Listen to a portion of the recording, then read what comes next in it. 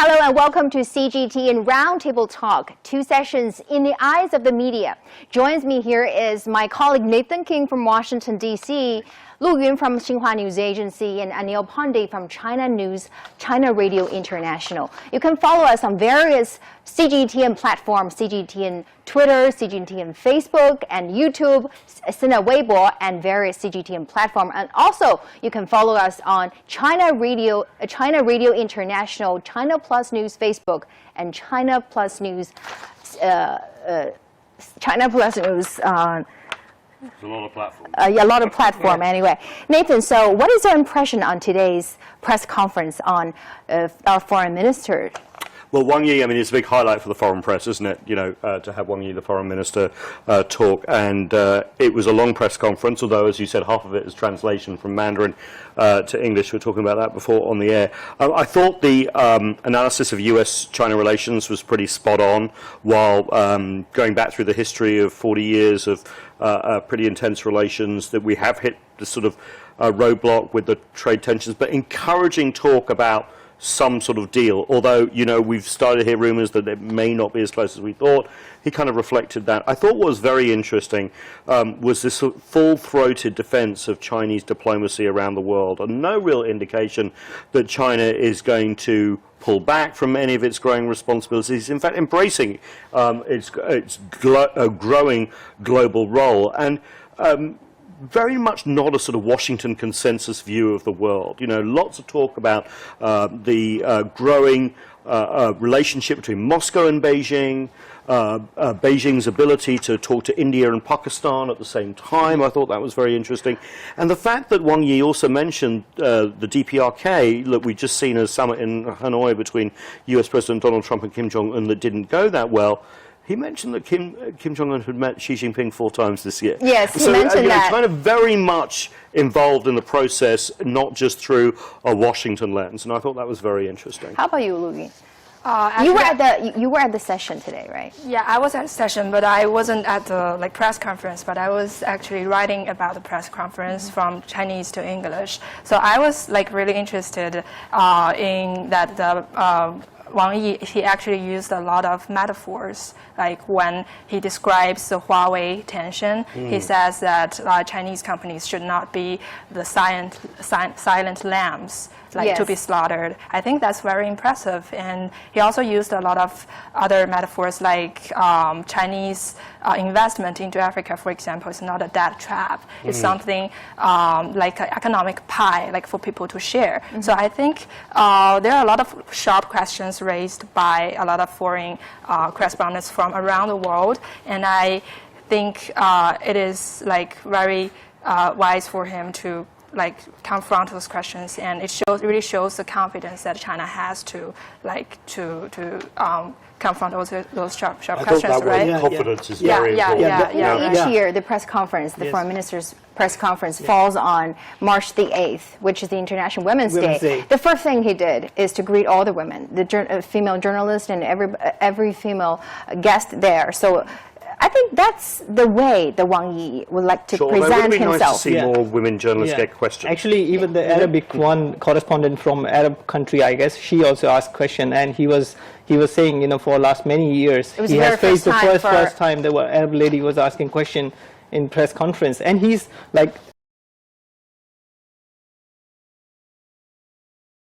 he was very confident and he was very patient, especially asking the question. The Reuters and some Western media was asking question to him, and that's the confidence of China. What China has achieved for last 30 years, 40 years, so that is being seen in this kind of press conferences, and the foreign minister is the representative of Chinese government. I know you're from India, right? Yeah. There's one question on China-India relations that I remember last year he said the Chinese dragon should always dance with the Indian elephant. He used this metaphor to describe China-India relations. Are you satisfied with the answers today? Yeah, actually, as she said, he used a lot of metaphors and about a lot of idioms. Sometimes in Chinese history, I think people like to use a lot of sayings. which were like used in the past. But I feel, he mentioned about one of our Indian journalists asked question about how he thinks about, the India-China relations, especially when the Chinese President Xi Jinping and the Indian Prime Minister Mr. Modi, Narendra Modi, met in Wuhan, especially. So that is kind of a landmark, maybe decision of Narendra Modi when he came to China, and it was unexpected. Even the Indian media was surprised, how he could directly go to Wuhan and met with Xi Jinping. And that what I feel maybe China has taken that kind of stance of Modi in a positive way, and that he was also mentioning about it. So China-India relations are really important. As we know, both of the countries are the largest population country in the world, and like 2.7 billion people we have from both the countries. So if we are together, if our relations are better, so that will be matter. And China-India relations have been dominating each year's press conference. He answered 2 questions on China and India this time. Yeah, because one is on India and Pakistan relations. One question was asked by the Pakistani correspondent, APP correspondent. He asked question about, what he thinks about the India-Pakistan tensions. That was, it happens few days ago or maybe last week. It was a really bitter fight. That was. Can I ask you a question? Because this is really important, I think, is that, during the India-Pakistan standoff over Kashmir that we've seen recently, there was a lot of silence from Washington. Yeah. But there were calls between Moscow and New Delhi and Islamabad and also China. Do you feel that the sort of that the neighborhood, if you like, is looking after itself a lot more than sort of focusing on Washington to intermediate? Personally, I feel maybe Indian media was focusing a lot about what India has done, what India was doing in Pakistan, what Indian, how they have entered into the Pakistan territory or whatever happens. So they were not mentioning about, what the US media or what, especially the Western media is focusing about. So the local media was like really focused about our government, our state government is doing, for our nation. And I think whatever usually most of the nations do when the war happens or when there is kind of clashes happens. So that the media was like with the government, and actually the people were like with the whole government, I feel.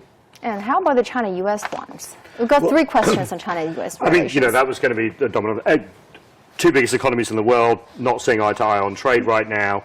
And there's a whole load of politics as well. I mean, let's just go down the list.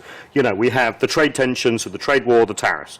We have Huawei. Yes. And several different aspects to the Huawei story, ranging from 5G to the daughter of the founder, in Canada. Yeah. I mean, this is quite incredible. We also have a very different attitude in Washington towards China at the moment. I live there. I have felt that. How was the atmosphere there in Washington? Well, I mean, for basically the last 20 years, there's been a consensus in Washington foreign policy. We call it the blob, by the way, this sort of blob of academics and think tanks. But very much that China was growing and that was good for the world and the United States. And Trump articulated in his campaign that he was, anti-China in certain things and thought China had taken advantage of the US. Now, it's not just Trump, but he provided sort of a mouthpiece for it. And you've seen both Democrats and Republicans, as China has now risen to a point where it can compete with the US, whether it's 5G or whether it's movie making, or but even smaller things, smaller things like how you ride a bike. You're going to compete on that? I'm just talking about innovation, ideas, globalization. For the first time, people go, oh, China, wow, who would have thought? Now, that has led to, and there are all sorts of factors involved in this. This has led to a real questioning of China and what China is doing in the world inside the US. Now, I personally believe that a lot of it is the US ignoring its own internal problems and looking outward. We're going to have a whole other show on this. But it is a factor. And I say this all the time to Chinese colleagues and others around the table. If you expect, if Donald Trump leaves office or is voted out or whatever, don't expect necessarily it to change, because Democrats feel a similar way. There is a feeling of being threatened economically, but also on another level as well. They see China as a strategic threat, no matter how the trade talks are, no matter what happened between the two states. I think it's more than that. I think the US is just used to being top dog. And, I'm British originally. Hey, everyone has their turn. But I think that there is that playing it into the psyche. Despite there are fundamental differences, there are fundamental points that the US makes that are valid and China that makes that valid, but I think there is a change in the psyche. Yeah, but Lu Yun, how about you? Because you work for Xinhua News Agency, which is considered to be a national one. Yeah, sure. You provide all the news that we write here in our China media group. We love Xinhua. Yeah. You like Xinhua? Well, I mean, they're everywhere. Yeah. Xinhua is Too everywhere. many people, I know. So how did you see the two sessions? I mean, this morning at the press conference, Yeah. which is the point that strikes you most? Yeah, I think like besides the metaphor part, like you guys talk about the Indian-Pakistan question, and he actually made a lot of like humorous statements before he answers questions from a journalist. Yes, like, totally agree. like the Pakistan is like the said- brothers. I Yes, don't know yes. like what. Yeah. And he also mentioned something like Happy Women's Day and Yeah. things like I think there's a journalist, foreign journalist, and he said like your Chinese is actually improving. Yeah, it's- Improved. And you South must have Korea. known this person Yeah. so well. Yeah, Yonhap News Agency reporter was, I think. Yeah, Yeah, he said, I found you, maybe you spoke like Chinese. Yeah, again, I think it shows the confidence that China has to answer this kind of like sharp questions raised everywhere. Raised And everywhere.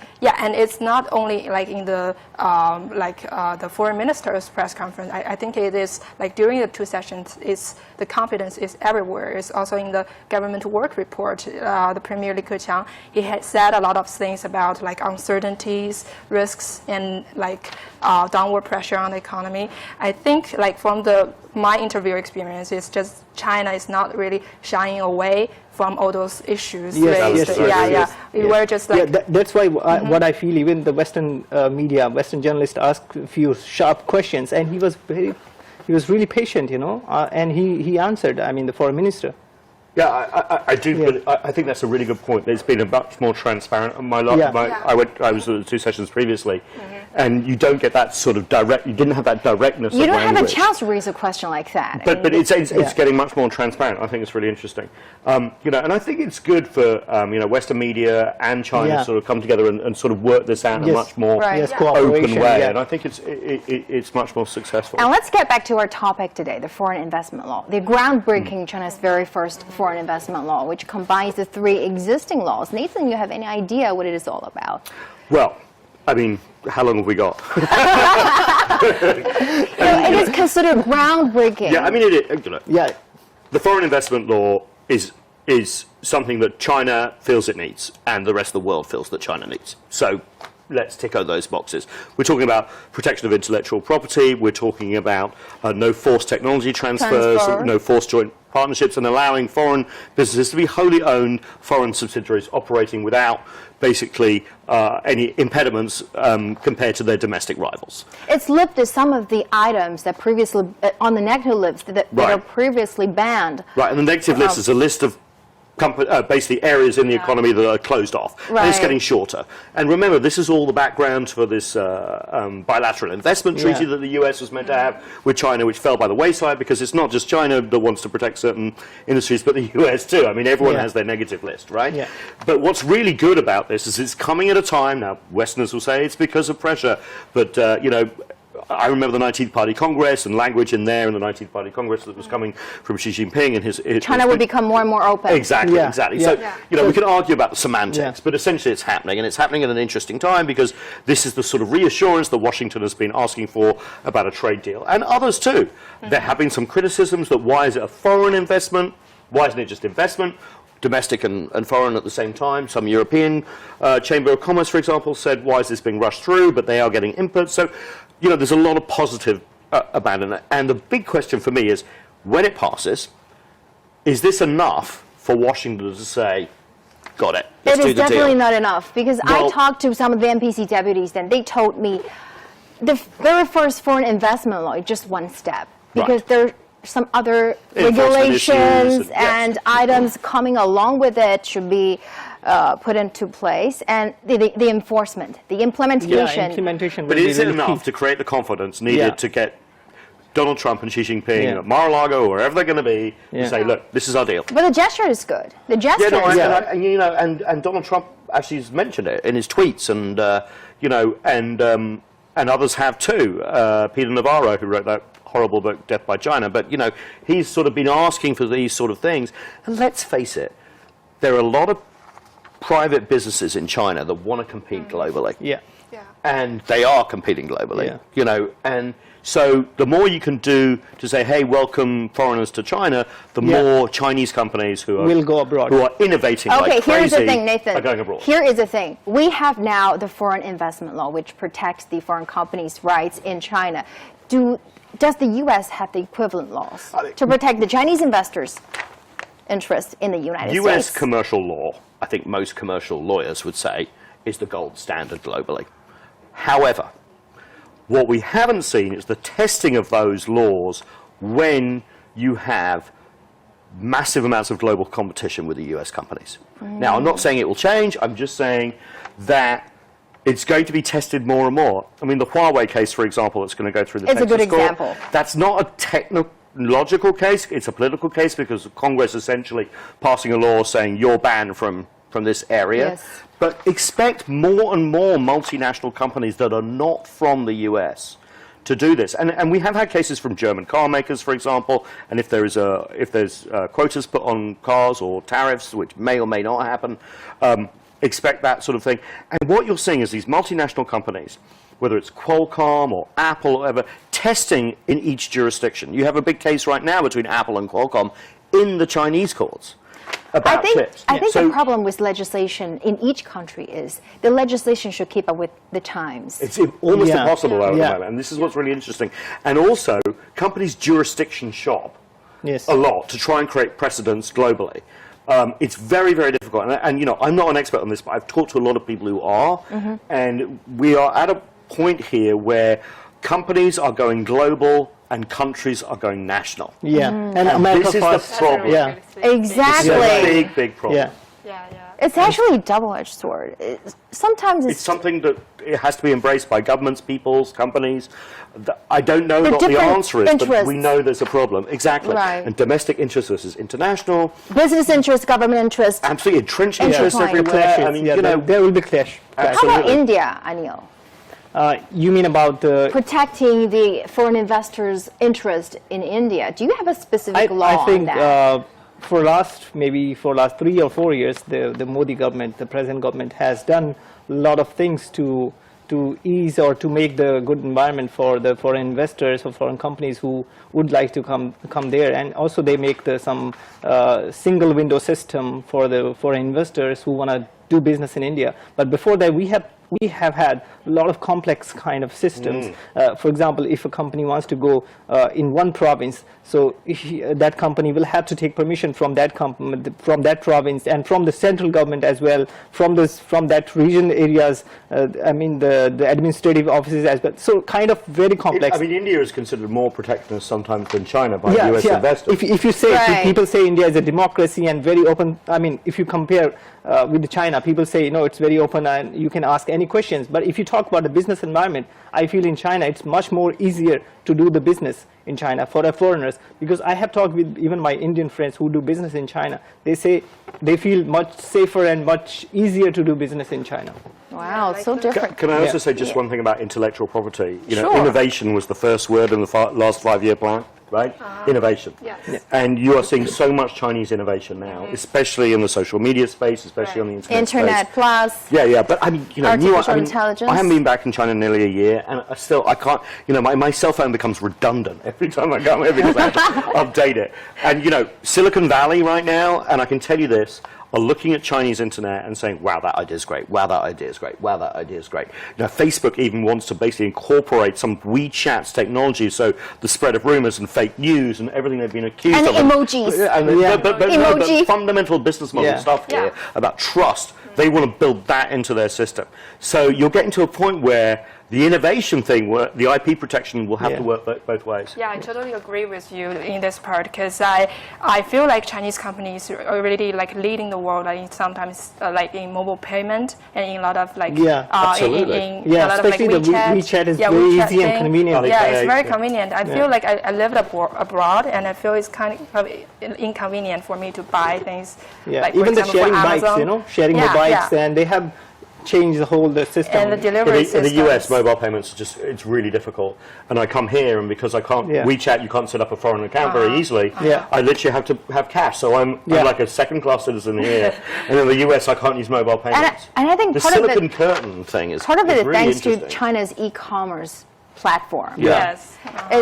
This afternoon, we're seeing the top legislator deliberating a work report on legislation process here in China. He looked back at what's been achieved on China's legislation during the past year. E-commerce law is very important one. And also, we would like to talk about technological transfer written in the new foreign investment law, and also the intellectual property rights protection, because now we're having a court directly under the Supreme People's Court established this January. That shows Chinese government's determination to protect the IPR right. Yeah, because I mean, China's got a lot of IP to protect now too. Right. I mean, but I'm not being cynical, but that's really important. I mean, You know, the whole countries really aim take of notice establishing such a court, it aims to streamline the whole procedure. Absolutely, absolutely. And you know, this is really interesting. You know, I was involved in covering the NAFTA negotiation, the new NAFTA between Canada and Mexico and the US, and all these IP issues are really important, and cultural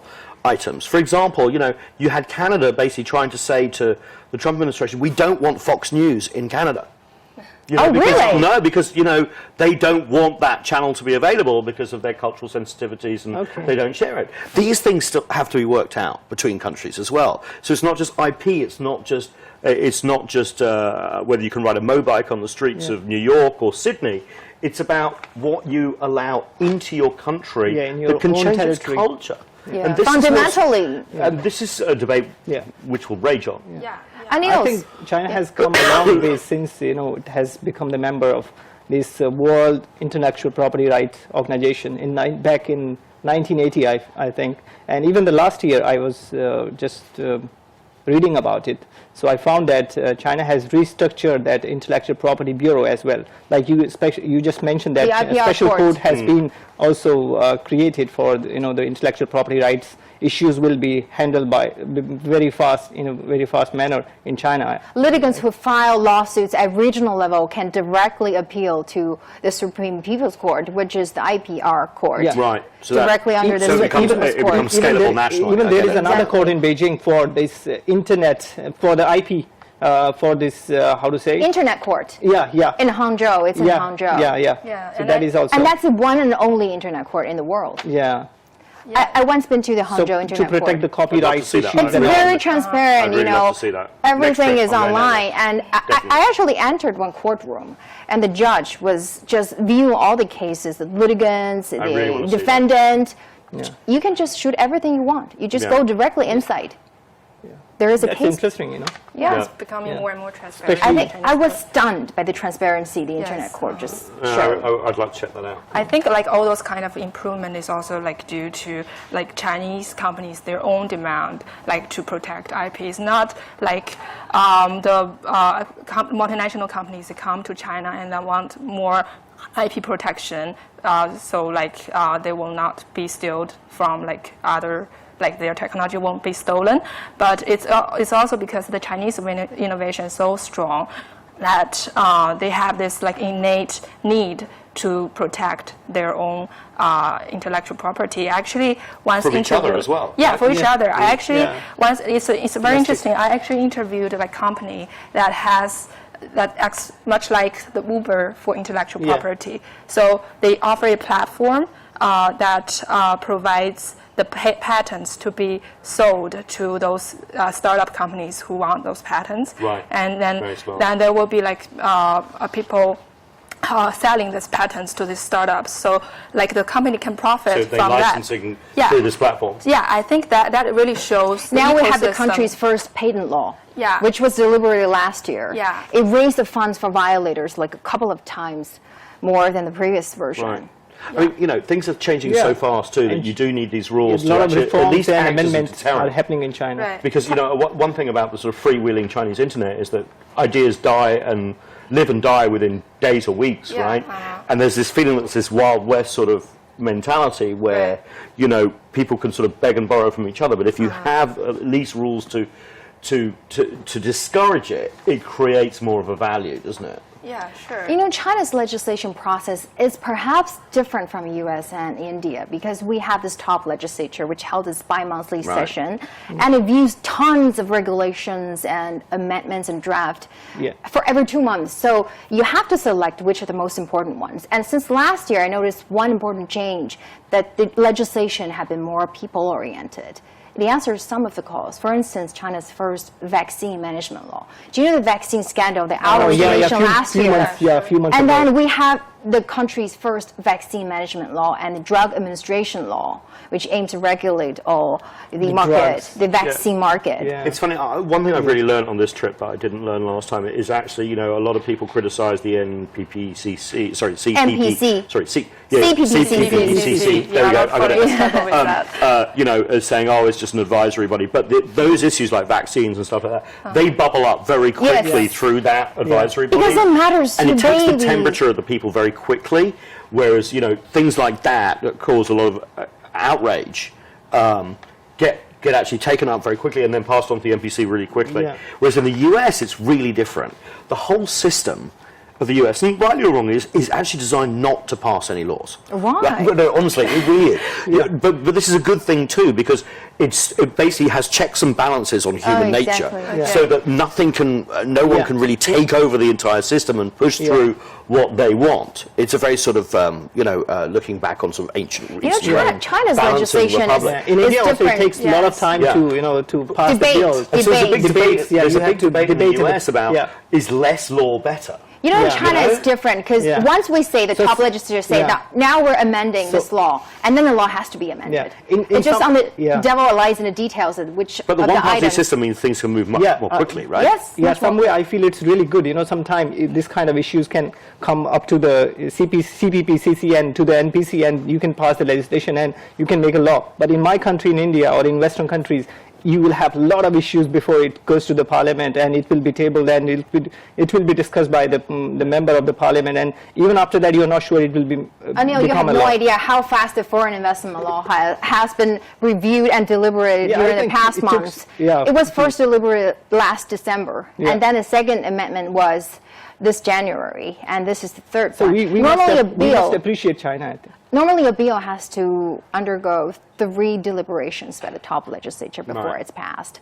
So it's actually really accelerated. Who decides who had a fast track what? That's you never quite, lawmakers. Lawmakers. You don't see the gears. I mean, it's an outside. You don't always see the gears working as openly as the US process is so transparent and so you see all the sausages being made, and sometimes it's really ugly. You know, I am actually. But you do get. I was quite surprised to see the very first NPC press conference when the spokesperson Zhang Yesui, he said the artificial intelligence legislation was already part of the plan. I mean, it's in this year's legislation plan. I was quite surprised. That's really fast, you know. It goes with the times. I mean, China's legislation. Artificial intelligence. So that was quite impressive. You do feel that here, that there is a tremendous desire to try and protect people from what's coming, right? Right, exactly. Because these are, I mean, automation, AI, augmented reality, 5G, all these things are going to be fundamental society changes, whether you live in China, the United States, Africa, Latin America, or Europe. The big question is, do you try and protect people ahead of that, or do you see what happens and then try and adjust? And I don't have an answer, because some of these technologies are moving so quickly. And the laws and legislation. So it's a kind of saying the prevention is better than cure. Well, I don't know I don't know if it's even that. Maybe much earlier than No, it's not prevention. I think it's a kind of it's more like apprehension. Apprehension. Apprehension is more precise. And we all know these industries are going to deliver wonderful benefits for humankind. I was in a wonderful car factory in Guangzhou, and the guy who was making the Trumpchi, the legend car, was saying that one day they want to turn the lights off in the factory. I said, why is that? He said, well, robots don't need lights. Oh. Wow. So there's going to be no people, right? So that's amazing. I mean, think of that car, but then think of everyone who's laid off. And the Chinese legislators are actually aware So it's really of something that we don't know what's coming. I think that's a very good point because, like, in the past, we seem like when we pass a legislation, we learn from the West, like how the legislation should be enacted. But right now, as Chinese innovation is leading the world in so many aspects, China is taking the initiative. Yeah, there are a lot of like regulations rolled out that's from the Chinese perspective, And like also, the mobile. in the US, you have a political crisis right now. And I hate to say that, but it's not just Trump, but it's been going on for a long time where there are so many divisions politically, no side can agree, no tribe, if you like, can agree on anything, and very little gets done. And that is a problem for the US going forward. And we will have China's very first personal information protection law to be issued this year. That's going to be interesting. That's good to know, right? All right, thank you so much. I'd love to see how all this works. Yeah. I'm fascinated by it. Thanks again to all of you here today. We talked so many about China's two sessions legislation. Thank you, Nathan King from Washington, D.C., Lu Yun from Xinhua News Agency, and Anil from China Radio International. Thank you for inviting me. That's all for today. See you next time. Ask. We listen. We talk to lawmakers And average people alike. We report. We probe. We interpret the new laws and policies coming out of China's top legislature. CGTN is fully geared up to offer you a front row seat at the annual sessions of China's top legislative And advisory bodies, the NPC and CPPCC.